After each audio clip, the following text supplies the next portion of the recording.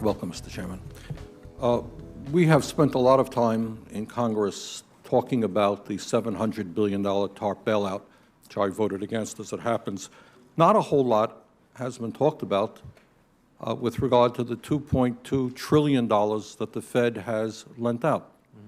Now, I find it absolutely extraordinary that I wrote you a letter and I said, hey, who'd you lend the money to? What were the terms of those loans? How can my constituents in Vermont get some of that money? Who makes the decisions? Do you guys sit around in a room? Do you make it? Are there conflicts of interest?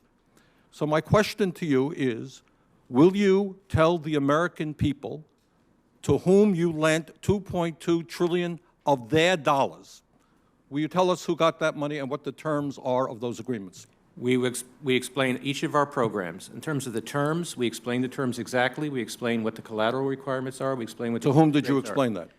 It's on our website. Yeah, okay. So all that information is available in our commercial paper program. And who got the money?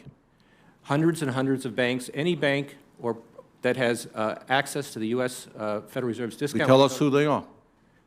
No, because the reason that it's counterproductive and will destroy the value of the program is that banks will not come to the discount. Isn't that too bad?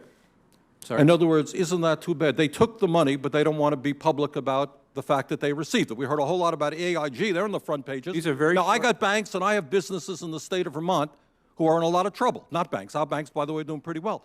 Now, how do these guys who are honest business people get it? Do you have to be a large, greedy, reckless financial institution to apply for these monies? There is no subsidy. There is no capital involved. There is no gift involved. It is a collateralized, short-term liquid loan that is both over-collateralized and is recourse to the company itself. We have never lost a penny doing it.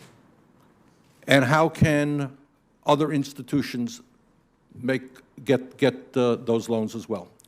According to the law, we are supposed to be lending to depository institutions.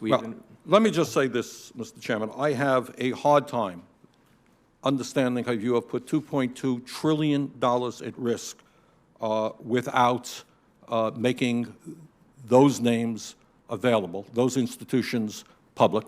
And we're going to introduce legislation today, by the way, to demand that you do that. It is unacceptable to me that that goes on.